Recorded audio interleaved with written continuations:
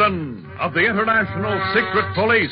Feeling zero, feeling zero, feeling zero, feeling zero, feeling zero.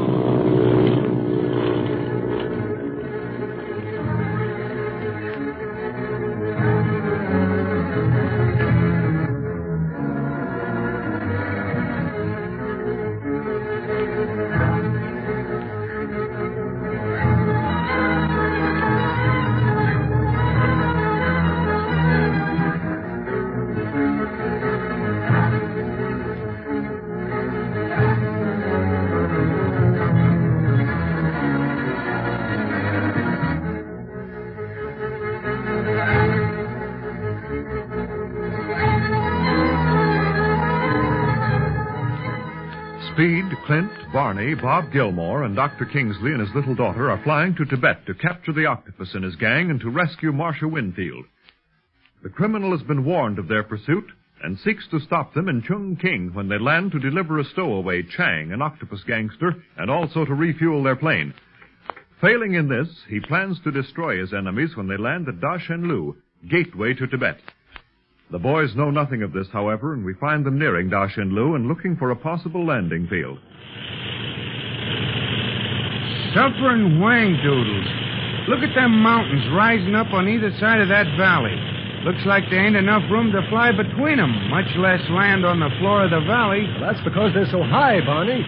There's plenty of good landing fields around Da Shen Lu. Yeah, just show me where. All I see is roofs of houses, and they go smack dab up against them mountains. Listen, pal, as long as I'm flying this plane, let me worry about where I'm going to set her down, will you? If it makes you nervous, go back to Speed and the others. Oh, and while you're back there, tell them to fasten their safety belts for the landing. Okay, but if we crack up, don't say I didn't warn you. Maybe you'd like to make the landing. No, thanks. I won't say another word. So long. So long, you buck. Are we going to land soon? Practically immediately, Speed. Clint's just looking for a level spot now. He's losing altitude fast. Yeah, Bob, but I think he'll drag the valley before setting her down. Drag the valley? That means flying low and slow, Gene, so as to see what kind of ground is below. Lucky it's light. I'd hate to land at Da Shen Lu at night. Something tells me they ain't got landing lights in this neck of the woods. Well, there's no actual danger, is there, Barney? Oh, no, Doc. But you all had better fasten your landing belts just in case we hit a bump or two. Okay. Gee, look at those mountains. Biggest things I ever saw. Yes. I feel like they'll tumble over on us any minute. If you think these mountains are high, Gene, wait till you see Nyencheng Tangla in Tibet.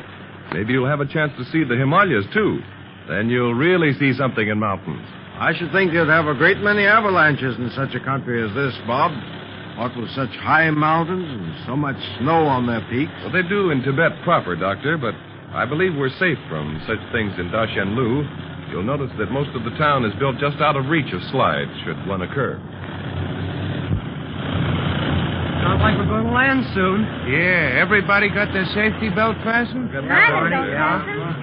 Looks like we're landing pretty close to those mountains. Guess this is the only level spot Clint could find, Gene. Hold everything now. He's going to set her down.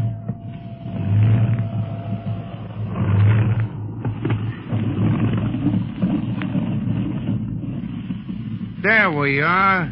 Down without a bump.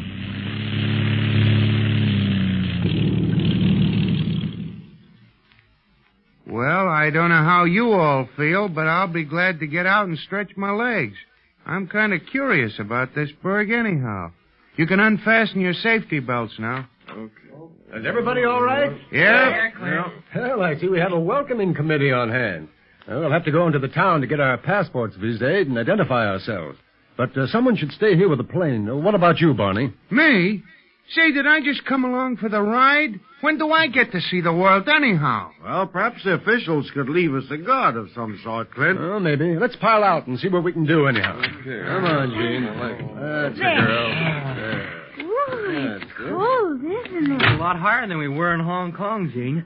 I think Clint said this valley was 8,500 feet high. Goodness, just think how cold it must be on top of those mountains then. Oh, look at all that snow up there. You'll see plenty of snow in Tibet, Gene. Especially if we have to hang around the mountains or up in northern Tibet. Now I know why Clint told us to bring plenty of warm clothes along. Look, here comes a car. Wonder who's in it. We'll soon find out, Barney. And they'll know all about us, too. Da Shen Lu is highly interested in any strangers that may come to her. Do you think the octopus landed here, Clint? That's what I'm going to find out, Bob. But I doubt if he did. Probably he didn't come near the pass, but flew over the mountains, so as to be completely unobserved. I was taking an awful chance. Yeah, that's the way of the octopus. He doesn't know the meaning of fear. Once he makes up his mind to do a thing, he'll stop at nothing to gain his end. That's why he's become so powerful. A man without fear, conscience, or heart is bound to succeed. Well, that is for a time. Well, here comes the welcome committee. But I don't see him holding any key to the city. Oh, quiet, Barney. Welcome, gentlemen. Welcome to Da Shen Lu. My name's Martin, attaché of the consul's office. Well, I'm glad to meet you, Martin. I'm Barlow of the International Secret Police. This is Barney Dunlap, Speed Gibson, Dr. Kingsley, his daughter, Jean. Oh, and Bob Gilmore, also of the Secret Police. The police? Oh, my word. Don't tell me you've tracked someone to Da Shen Lu. I'd rather tell you what we've come here for in private. Oh, rather. We can drive back to the office now. What about our plane? We don't want to leave it alone. Oh, I can leave these fellows I brought along to watch it for you, Mr. Dunlap. They're Tibetans, very trustworthy, I'm sure. What do you think, Clint? I'd feel better if a member of our party stayed here, too, Barney. I'm afraid that's quite impossible, Mr. Barlow. You see, the authorities of Da Shen Lu request that all who pass through the valley should present themselves before them and show their credentials, passports, and so forth. Naturally, this must be done in person. I see. Very well, let's go then, huh? I'm anxious to get the formalities over with and then continue on to Tibet.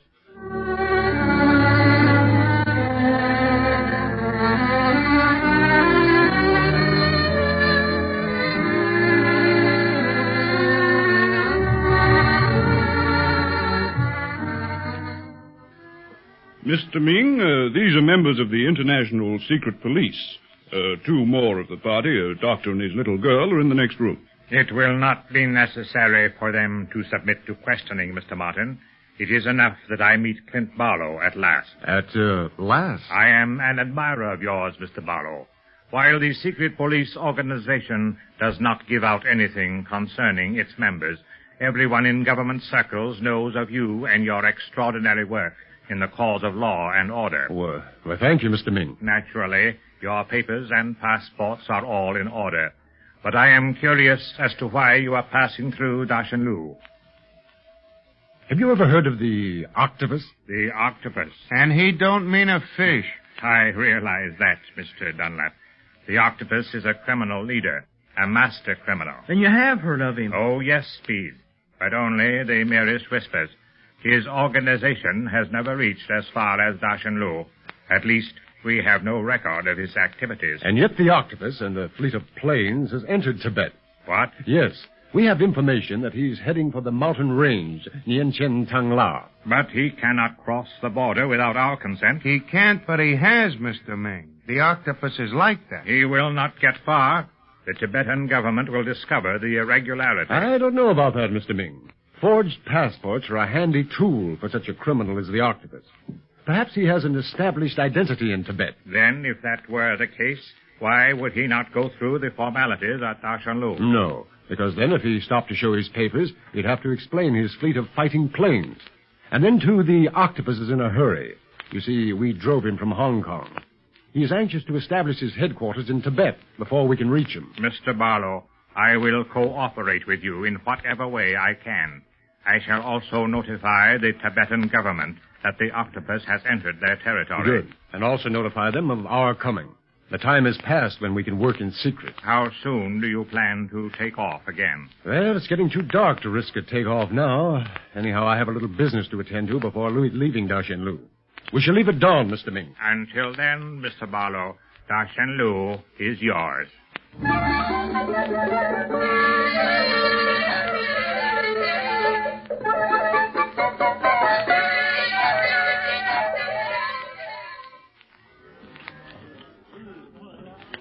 Boy, what a place. What do you think of this town, Jean? It's like something out of the Arabian Nights, Barney. All these funny little shops, New sights and smells. Gosh, and Lou has some big buildings, too. Yeah, but not enough to make it a close second to New York, kid. The only big things I can keep my eyes on are those mountains looming above us, Barney. Look at that moon shining on the snow up there. You look at it, Bob. Me, I'm going to keep my eyes on what I see in the street. Hey, what's that funny-looking animal with the horns? Yeah, Mr. Dunlap. Yeah, I know. Huh? Yeah. Look, Mr. Martin, I asked what that animal was called. You don't have to yes me all the time. And I said, yeah. Somebody's gonna get their face slapped. Do you mean yak, Mr. Martin? Yes, Speed. But Tibetans drop the final K. It's spelled yak and pronounced yak.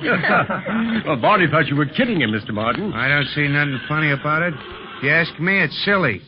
Why don't they pronounce it the way it's spelled, or vice versa and stuff? Well, you'd better get used to words that are pronounced differently than they're spelled, Barney. You'll find plenty of them in Tibet. Yeah, well, I'll stick to English. And that thing that looks like an overgrown steer is still yak to me. Say, we're getting kind of out of the town, aren't we? We better turn back or we'll run into a herd of Barney's yaks. That's right. And we'll need plenty of sleep if we're going to take off at dawn. Well, you all better go back to the hotel, then. I have some business to attend to first. What, Clint? I want a last word with our Dacian Lu operator, Barney. You want to come with me? Yeah, I think I will. It won't take long.